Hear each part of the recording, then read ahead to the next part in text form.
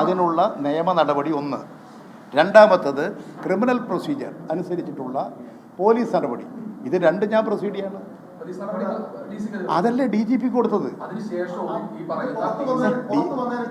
D G പിക്ക് കൊടുത്തത് ഇന്നലെയാണ്. ആരും ഒരാൾ നൽകിയ പരാതി ഒന്ന് ക്ലിയർനെസിന് വേണ്ടിയിട്ടാണ്.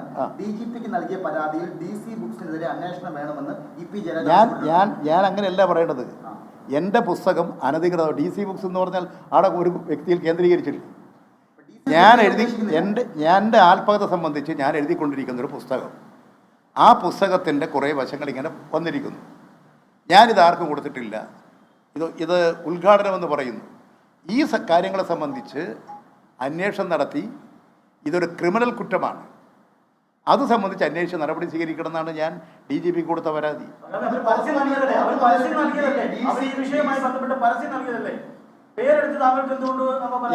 എന്റെ ബുക്കിന്റെ പരസ്യം കൊടുക്കാൻ നിങ്ങൾക്ക് എന്താ അധികാരം? ഞാൻ അതാണ് നിയമ നടപടികൾ ചെയ്തത്.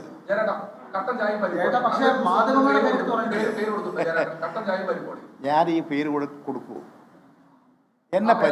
എന്നെ പരിഹസിക്കുന്ന ഒരു പേര് ഞാൻ കൊടുക്കൂ? നിങ്ങൾക്ക് ആ ബുദ്ധിയെങ്കിലും നിങ്ങൾ ഉപയോഗിക്കണ്ടേ? ഞാനല്ല, അതാ നിങ്ങളുടെ ചോദ്യങ്ങൾക്ക് ഞാൻ പറയുന്നത്.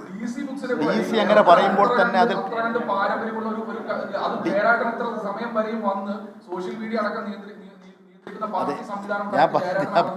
ഞാൻ പറഞ്ഞു വരുന്നത് DC ബുക്സ്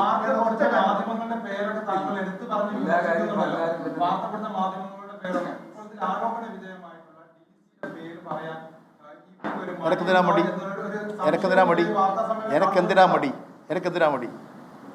അല്ല, നിങ്ങൾ പറ, എന്തിനാ മടി?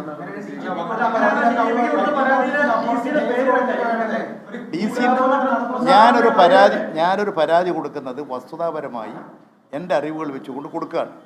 അത് രണ്ട് വഴിയാണ്. ഒന്ന് നിയമ നടപടി. അത് DC ബുക്സിൻ്റെ ആൾക്ക് നോട്ടീസ് അയച്ചു കഴിഞ്ഞു, ലീഗൽ നോട്ടീസ് അയച്ചു കഴിഞ്ഞു.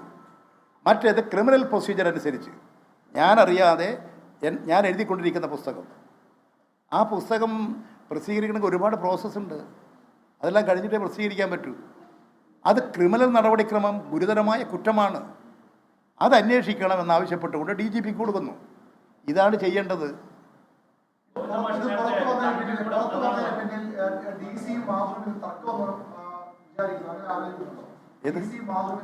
അല്ല, ഞാനിപ്പോൾ ഏതായാലും ഒരു കാര്യം, ഇതിൻ്റെ അടിസ്ഥാനത്തിൽ എന്താണ് എൻ്റെ ആത്മകഥ എന്ന് എല്ലാവരെയും അറിയിക്കാൻ അധികം കാലതാമസം വരാതെ പ്രസിദ്ധീകരിക്കാൻ ഉദ്ദേശിക്കുകയാണ്. അത് പൂർത്തിയായാൽ മാത്രമേ പറ്റൂ. അത് പാർട്ടി മെമ്പർ ചെയ്യേണ്ട പ്രോസസ്സാണ്. അത് ഞാൻ പറഞ്ഞില്ലേ, ഞാനിപ്പോൾ ആർക്കാ കൊടുക്കണം തീരുമാനിച്ചിട്ടില്ല. അതല്ല നിങ്ങൾ തീരുമാനിച്ചു, അതിനൊന്നും മറുപടി അപ്പോൾ നിങ്ങളിപ്പോൾ ചെയ്യേണ്ട ഒരു കാര്യം, ഉത്തമനായൊരു സ്ഥാനാർത്ഥിയോടെ മത്സരിക്കുകയാണ്. ഓരോരുത്തരും ഉപയോഗിക്കുന്ന ഭാഷകൾ, അതിൻ്റെ സവിശേഷതകളുണ്ട്. ഞാനിപ്പോൾ ഊതിക്കാച്ചിയ പൊന്നുപോലെയാണ് സരിൻ എന്ന് ഞാൻ പറയുന്നു. അല്ല, ഞാൻ പറയുന്നു പല പദങ്ങളും ഉപയോഗിക്കും.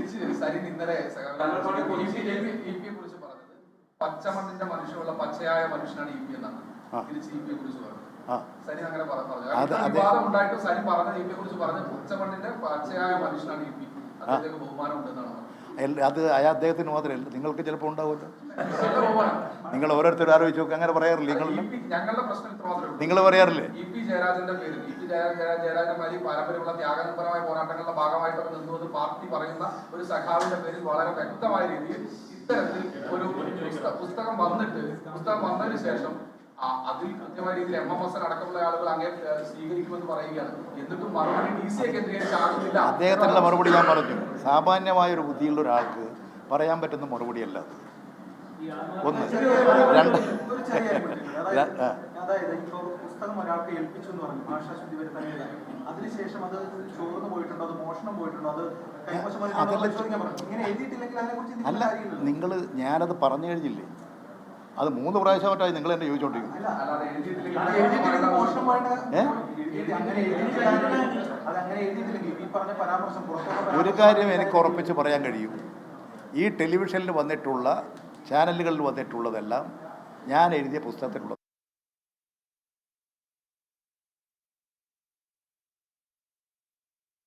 ഞാൻ കണ്ടതുമല്ല.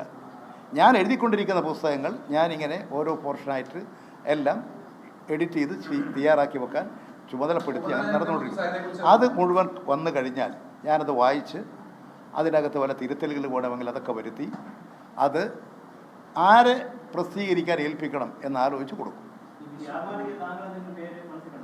ഇല്ല, മനസ്സിൽ കണ്ടില്ല. അത് അത് ആലോചിച്ച് ചെയ്യേണ്ട കാര്യങ്ങളാണ്. അതുപോലെ നിങ്ങൾക്ക് വിശ്വസരാണ്. അദ്ദേഹത്തെ നിങ്ങൾ വധിക്കാൻ പുറപ്പെടുന്നത് തികച്ചും അടിസ്ഥാനരഹിതമാണ്. നിങ്ങൾ കൊടുക്കുന്ന പല വാർത്തകളും തെറ്റാണ്. അത് നല്ല ഗവൺമെൻറ്റാണ്. നിങ്ങൾ കേരളത്തെ ഒരു പുതിയ കേരളമാക്കുകയാണ്. ഇന്ന് കേരളത്തിൽ നടക്കുന്ന പോലെ വികസനം എവിടെയാണ് നടക്കുന്നത്? ഈ കേരളത്തിൻ്റെ ഗ്രാമമേഖല മുഴുവൻ നോക്കുക, ഒരു പുതിയ ഉണർവല്ലേ. ഇവിടെ പാലക്കാട് നെൽകൃഷിക്കാരുടെ നാടാണ്, നെല്ലറയുടെ നാടാണ്. ഇവിടെ കൃഷിക്കാർ കഴിഞ്ഞ വർഷം 12,000 മെട്രിക് ടൺ നെല്ലാണ് സംഭരിച്ചത്. ഈ വർഷം 15,000 മെട്രിക് ടൺ നെല്ല് സംഭരിച്ചു. ആ നെല്ല് സംഭരിച്ച് കൃഷിക്കാർക്ക് മുഴുവൻ കാശ് കൊടുക്കുന്നു. ഇനി പാലക്കാടിൻ്റെ പിന്നോക്കാവസ്ഥ പരിഹരിക്കണം. സരിൻ ജയിച്ചു വന്നാൽ ഈ പാലക്കാട് ഒരു പുതിയ പാലക്കാടായിരിക്കും. ഇവിടെ ആശുപത്രികളും സ്കൂളുകളും കോളേജുകളും റോഡുകളും പാലങ്ങളും അതുപോലെ ടൗൺ ഹാളുകളും കൺവെൻഷൻ സെൻ്ററുകളും വിശാലമായ സാംസ്കാരിക കേന്ദ്രങ്ങളും കളിസ്ഥലങ്ങളും നമ്മുടെ നാട്ടിലെ പാവപ്പെട്ടവർക്ക് ചികിത്സാ സൗകര്യങ്ങളൊക്കെ വളരെ വേഗം ലഭ്യമാകാൻ കഴിയുന്ന തരത്തിൽ ഉയർന്ന നിലവാരത്തിലുള്ള മെഡിക്കൽ കോളേജുകൾ എല്ലാം സ്ഥാപിച്ചുകൊണ്ട് ഈ പാലക്കാട് ഒരു തിലകക്കുറിയാക്കി മാറ്റും. അതിനുവേണ്ടി നിങ്ങളെല്ലാം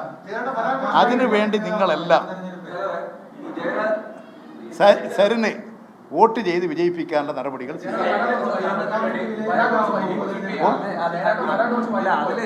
അതെ. അപ്പോൾ